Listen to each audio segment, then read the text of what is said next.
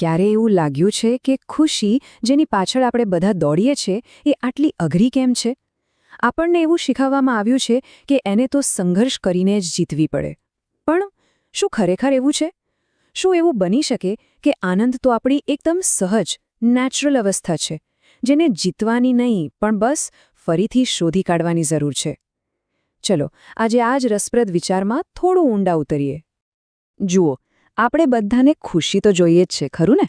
તો પછી એવું કેમ લાગે છે કે આપણે જાણે એક એવી રેસમાં દોડી રહ્યા છીએ જે ક્યારે પૂરી જ નથી થતી? હંમેશા ખુશી પાછળ ભાગતા રહીએ છીએ, પણ એ ક્યારે હાથમાં જ નથી આવતી. અને આ કોઈ મોટી ફિલોસોફીની વાત નથી, આ તો આપણી રોજબરોજની જિંદગીની વાસ્તવિકતા છે. ચાલો, આખી વાતને એક ઉદાહરણથી સમજીએ.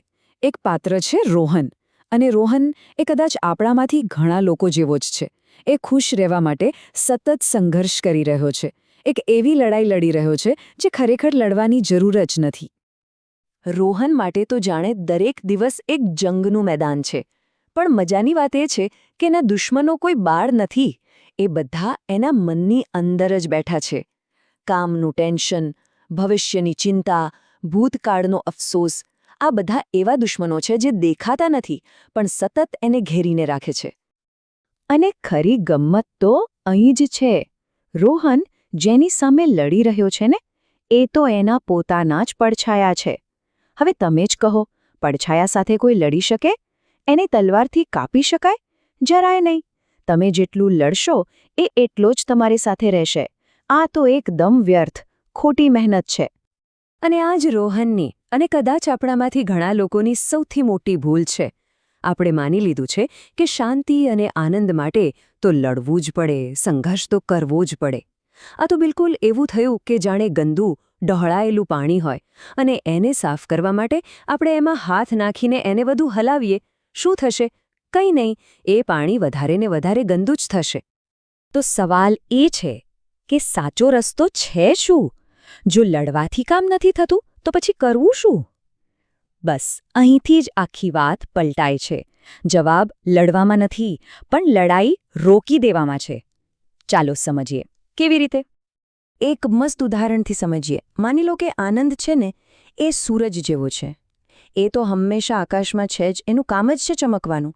પણ આપણા જે નેગેટિવ વિચારો છે, આપણી ચિંતાઓ, આપણી આ બધી ખોટી મહેનત, એ બધા વાદળા જેવા છે જે સૂરજની આડે આવી ગયા છે. તો આપણે સૂરજને શોધવા નથી જવાનું, આપણે તો બસ આ વાદળાને વિખેરાઈ જવાનો મોકો આપવાનો છે. જુઓ, અહીં બે રસ્તા સ્પષ્ટ દેખાય છે.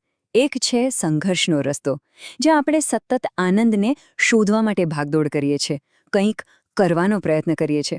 અને બીજો રસ્તો છે સહજતાનો, જ્યાં આપણે આનંદને ઉભરવા દઈએ છીએ. આ ન કરવાની કળા છે, એટલે કે એવા પ્રયત્નો છોડી દેવા જે આપણા આનંદને રોકી રહ્યા છે. તો સવાલ એ થાય કે આ વાદળા હટશે કેવી રીતે? એનો જવાબ છે અંતઃકરણની પવિત્રતા. એટલે કે જ્યારે આપણું મન, આપણું અંતઃકરણ ઈર્ષા, ગુસ્સો, કપટ જેવી નકારાત્મકતાથી સાફ હોય, ત્યારે પેલો આનંદરૂપી સૂરજ આપોઆપ જ બહાર આવી જાય છે. બસ આટલી જ સિમ્પલ વાત છે. અને હા, આ કોઈ નવી વાત નથી હો. આ તો એક શાશ્વત સત્ય છે જે આપણા ઋષિમુનિઓ સદીઓથી કહેતા આવ્યા છે. ચાલો, આ જ વાતને લગતું એક ખૂબ જ સુંદર જ્ઞાન જોઈએ. આ જે વિચાર છે ને, એ 1986માં યુગ ઋષિ પંડિત શ્રીરામ શર્મા આચાર્યજીએ એમના વસંત સંદેશમાં કહ્યો હતો. અને જુઓ, આટલા વર્ષો પછી પણ આ વાત કેટલી સચોટ લાગે છે. આ શબ્દો બહુ ઊંડા છે. એ કહે છે કે સાચી ક્રાંતિ તલવાર કે હથિયારથી નથી થતી. એ તો ફક્ત ને ફક્ત અંતઃકરણની પવિત્રતાથી જ થાય છે. અને આ પવિત્રતાનો મતલબ શું?